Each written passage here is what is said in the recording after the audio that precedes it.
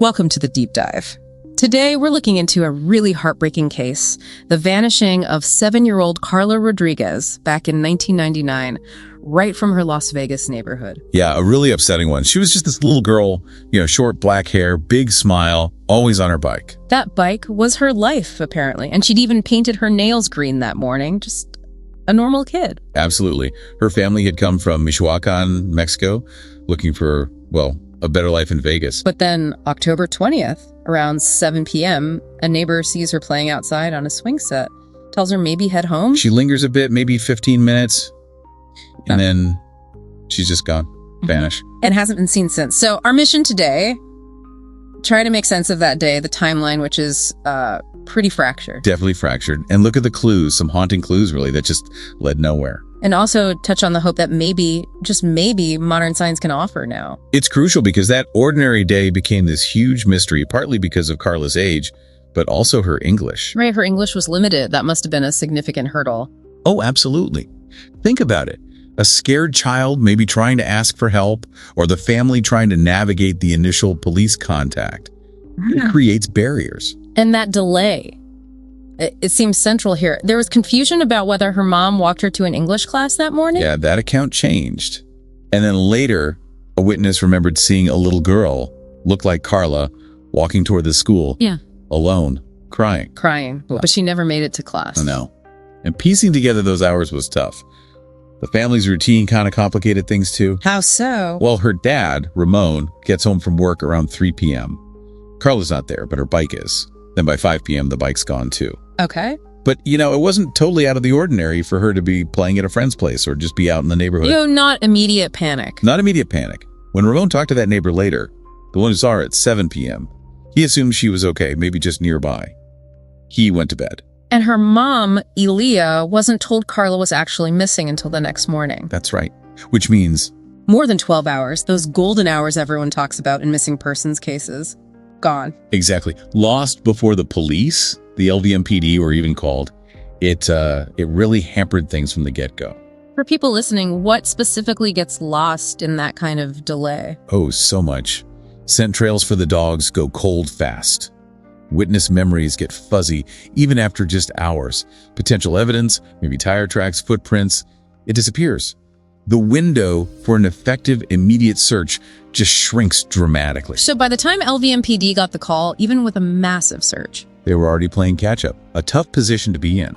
Did the initial search turn up anything promising, despite the delay? It did, actually. The bloodhounds were key. One trail went cold at some random apartment complex. Yeah. But the other one was more specific. Much more. It led straight to an apartment nearby, the home of two brothers, Mark and Randy. What happened there?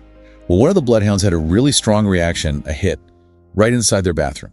Jumped in the tub, grabbed a sponge. Very specific alert. Okay, that sounds significant. It focused suspicion immediately. But it also highlighted, the limits of forensics back in 99. Right, because the bathroom seemed off. Yeah, it was reportedly very clean, smelled strongly of bleach.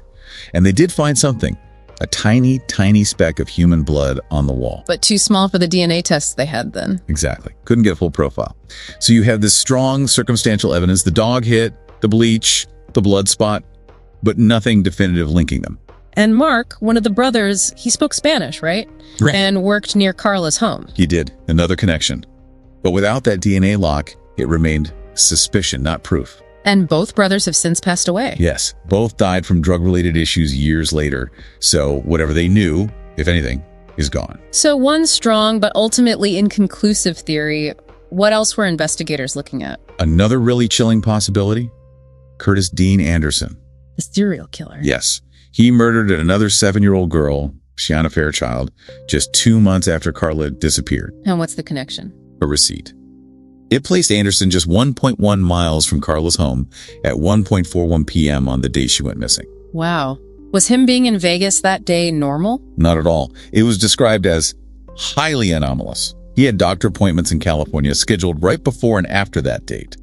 His presence there was odd. And didn't he draw some maps in prison, claiming they showed burial sites? He did.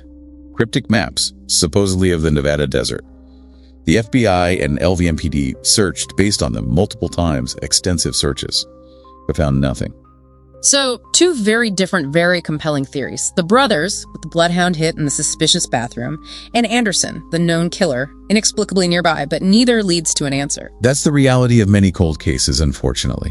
You follow these strong leads, you exhaust them, but without that one piece of undeniable proof, you're left with possibilities, theories. And the family is left in limbo. Exactly. An unending limbo, as one report put it.